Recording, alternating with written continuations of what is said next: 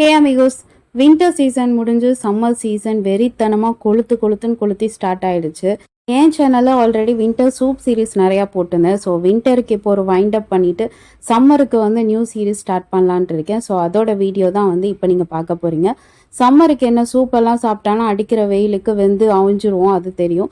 So அதனால் சம்மருக்கு ரிஃப்ரெஷிங்காக நம்ம பாடியை ஹைட்ரேட்டடாக வச்சுக்க, அதே சமயம் நம்மளோட எனர்ஜியும் வந்து இந்த வெயிலில் வந்து பேர்ன் ஆகாமல் அப்படியே ரிசர்வ் பண்ணி வைக்கிறதுக்கு ஏற்ற மாதிரி ஒரு summer drink series and summer salad series தான் நான் ஸ்டார்ட் பண்ண போகிறேன். ஸோ அதில் ஃபர்ஸ்ட் வீடியோ தான் இப்போ நீங்கள் பார்க்க போகிறீங்க. ஸோ சம்மர் ட்ரிங்க் சீரீஸில் ஃபர்ஸ்ட் வீடியோ வந்து ஒரு க்ரீமி அவகேடோ ட்ரிங்க். நல்ல ஃபில்லிங்காக இருக்கும். இதை குடித்தாவே போதும், இதுக்கப்புறம் நீங்கள் வந்து கிரேவ் பண்ணணும், ஏதாவது சாப்பிடணுன்ட்டு உங்களுக்கு தோணாது.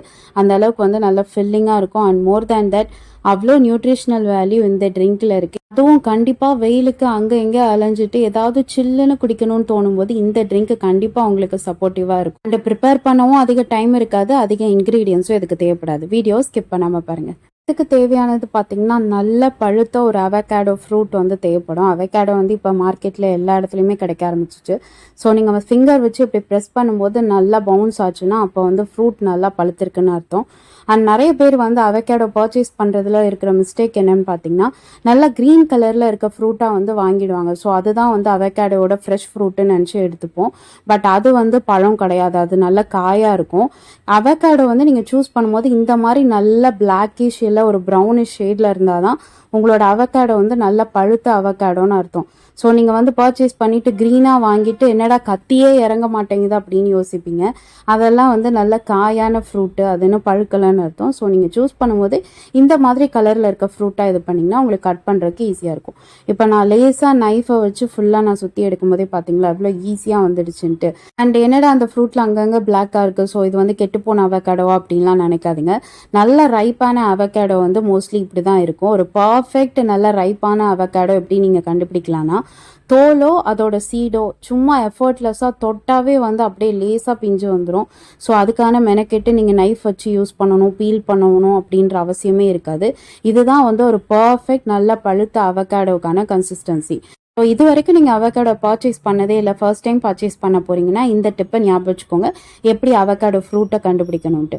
அண்ட் நெக்ஸ்ட் ஒரு மிக்சர் கிரைண்டரில் வந்து அவகேடோவை நல்லா சாப் பண்ணி இதில் ஆட் பண்ணிக்கோங்க. சும்மா ரேண்டமாக சாப் பண்ணால் போதும், ஏன்னா இது ஹார்டு ஃப்ரூட்லாம் இல்லை, லைட்டாக இது பண்ணாவே வந்து நல்லா மேஷ் ஆகிடும். இது கூடவே வந்து ஒரு 1 கப் ஆஃப் மில்க் வந்து நான் அதில் ஆட் பண்ணியிருக்கேன். 1 கப்னா லார்ஜ் கப் இல்லை, ஒரு மீடியம் சைஸ் கப் வந்து கொஞ்சமாக மில்க் நான் ஆட் பண்ணியிருக்கேன். இது கூட வந்து ஒரு 4 நம்பர்ஸ் போல் கேஷ்யூ. இப்போ இந்த குவான்டிட்டி பார்த்தீங்கன்னா நீங்கள் சர்வ் பண்ணுறது ஒரு லார்ஜ் கிளாஸ் சைஸுக்கு வந்து கரெக்டாக இருக்கும். அதாவது ஒரு பர்சன் நல்ல லார்ஜ் குவான்டிட்டி ஆஃப் கிளாஸில் சர்வ் பண்ணுறதுக்கு இது கரெக்டாக இருக்கும். இன்கேஸ் நீங்கள் 2-3 பேருக்கு எடுக்கிறீங்கன்னா இதை வந்து அப்படியே மல்டிப்ளை பண்ணிக்கோங்க இந்த ப்ரொபோர்ஷனை. இது கூடவே வந்து ஒரு 2 ஸ்பூன் வந்து சுகர் எடுத்திருக்கேன். இது ஆப்ஷனல் தான். நீங்கள் டயட்லேயோ வெயிட் லாஸ்லேயோ இருக்கீங்கன்னா இந்த சுகர் ஆப்ஷனை ஸ்கிப் பண்ணிக்கோங்க, ஏன்னா இது கூடவே நிறைய ஸ்வீட்னஸ் ஆட் பண்ணுறோம். ஸோ சுகர் ஆட் பண்ணுன்றது கண்டிப்பாக அவசியம் கிடையாது. அண்ட் இது கூடவே வந்து ஐஸ்கிரீம் நம்ம சேர்க்க போகிறோம். அதாவது இந்த சம்மர் வந்துட்டானா அந்த ஐஸ்கிரீம் கிரேவிங் எங்கேருந்து தான் வரும்னு தெரியாது. டெய்லியும் இதை சாப்பிடணும்னு தோணும். என் வீட்டு ரெஃப்ரிஜிரேட்டர்லாம் வந்து ஸ்டாக் இருந்துக்கிட்டே இருக்கும். காலியானால் கூட ஏதாவது ஒன்று கிரேவ் பண்ணி சாப்பிட்டுட்டு இருப்பேன். ஸோ அந்த மாதிரி வந்து சம்மர் வந்துட்டாவே எல்லாருக்கும் இந்த சின்ன பிள்ளைத்தனம் வந்துடும். அண்ட் நெக்ஸ்ட் இதில் வந்து ஒரு நல்ல லார்ஜ் ஸ்கூப் ஆஃப் ஐஸ்கிரீம் எடுத்து மிக்சர் கிரைண்டரில் ஆட் பண்ணிக்கோங்க. இதுக்காக தான் நான் சொன்னேன் சுகர் வந்து ஆப்ஷனல் தான், ஏன்னா அதை ஆட் பண்ணலனாலும் அந்த ஐஸ்கிரீம் வந்து அந்த ஸ்வீட்னஸ் வந்து பேலன்ஸ் பண்ணிடும். இப்போ என்கிட்ட இருந்தது பார்த்தீங்கன்னா அந்த நட்டி ஃப்ரூட்டி இருக்கிற ஒரு ஃபேமிலி பேக் ஐஸ்கிரீம் தான் நான் ஆட் பண்ணியிருக்கேன். இங்கே நார்மல் வெனிலா ஐஸ்கிரீம் கிடைச்சாவே அதை ஆட் பண்ணாவே கரெக்டாக இருக்கும். அண்ட் இது கூடவே வந்து ஒரு 1 ஸ்பூன் ஆஃப் ஹனி நான் அதில் ஆட் பண்ணியிருக்கேன். ஸோ நான் ஏற்கனவே சொன்ன மாதிரி ஸ்வீட்னஸ் வந்து இதில் கொஞ்சம் அதிகமாக தான் இருக்கும். ஏன்னா பார்த்தீங்கன்னா அவகேடோவில் வந்து ஸ்வீட்னஸ் இருக்காது, அது ஒரு மாதிரி வந்து ஒரு ரா ஃப்ரூட், அது எந்த ஸ்வீட்டுமே இல்லாமல் பிளாண்டாக இருக்கும். ஸோ அதனால் இவ்வளோ ஸ்வீட்னஸ் நீங்கள் ஆட் பண்ணும்போது உங்களோட ஷேக் வந்து கரெக்டாக பேலன்ஸ்டாக இருக்கும். இப்போ ஒரு மிக்சர் கிரைண்டரில் வந்து நல்லா இதை கிரைண்ட் பண்ணி எடுத்துக்கோங்க. இந்த குக்வெல் புல்லட் மிக்சர் கிரைண்டர் வாங்கினது என் கிச்சனுக்கு ரொம்ப யூஸ்ஃபுல்லாக இருக்குது. ரொம்ப நேரம் எடுத்து சமைக்கணும், எனக்கு சீக்கிரமாக வேலை முடியணும் அப்படின்னு யோசிக்கிறவங்க இதை நீங்கள் தாராளமாக வாங்கலாம். ஏன்னா இப்படின்னு நீங்கள் சொடக்கு போடுறதுக்குள்ளே உங்களுக்கு வேலை முடிஞ்சிடுது.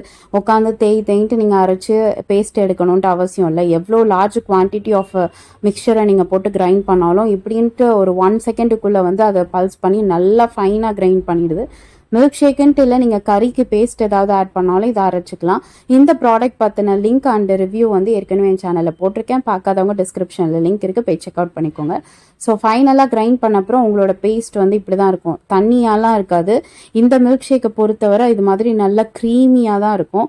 இந்த மாதிரி க்ரீமியாக இருக்கிறது தான் வந்து இந்த ஆவகேடோ மில்க் ஷேக்கோட ஒரு ஸ்பெஷாலிட்டியே. ஸோ தண்ணி எதுவும் தயவு செஞ்சு சேர்த்துறாதீங்க, அப்போனா அதோட டேஸ்ட்டே போயிடும். அண்டு ஏற்கனவே வந்து நம்ம கட் பண்ணி வச்சிருந்த அவகேடோவில் ஒரு சின்ன போர்ஷன் மட்டும் கொஞ்சம் சேவ் பண்ணி வச்சுக்கோங்க. அதை நான் ஸ்டார்டிங்கில் சொல்ல மறந்துட்டேன். ஏன்னா வந்து நம்ம இதை ஃபைன் சங்க்ஸாக வந்து இதில் ஆட் பண்ணி நம்ம மில்க் ஷேக்கில் வந்து சேர்க்க போகிறோம். இந்த மில்க் ஷேக்கை பொறுத்தவரை யூஸ்வலாக பபிள் டீ சாப்பிட்டு இருந்தீங்கன்னா உங்களுக்கு தெரியும், கீழே வந்து அந்த பபிள்ஸ் வந்து நம்ம சாப்பிடும்போது கொஞ்சம் ஒரு சூவி கன்சிஸ்டன்சியில் அந்த பபிள்ஸ் வரும். அதே மாதிரி தான் இந்த மில்க் ஷேக்கில் வந்து நம்ம சிப் பண்ணும்போது வந்து இந்த பைட்ஸ் வந்து கொஞ்சம் ஒரு சங்கி ஃபீலுக்கு வந்து வாயில் கடிக்கிறதுக்கு வரும். ஸோ நீங்கள் சிப் பண்ணி குடிக்கும்போது இது அங்கங்கே வந்து பல்ஸ் மாதிரி வரும்போது அது நல்லாயிருக்கும், அந்த டேஸ்ட் நல்லாயிருக்கும். ஸோ இதை ட்ரை பண்ணி பாருங்கள். ஸோ இது மாதிரி நல்லா ஃபைனாக வந்து சங்க்ஸாக வந்து கட் பண்ணிக்கோங்க. ஸோ தட் நீங்கள் ஸ்ட்ராவில் சிப் பண்ணும்போதும் வந்து அந்த பைட் வந்து உங்களுக்கு கரெக்டாக வரும். இல்லை எனக்கு வேண்டாம், எனக்கு ஆவகேடோ வந்து பேசிக்காகவே சும்மா சாப்பிடவே எனக்கு பிடிக்காது அப்படின்னு நினைக்கிறவங்க இந்த இதை வந்து நீங்கள் ஸ்கிப் பண்ணிக்கோங்க.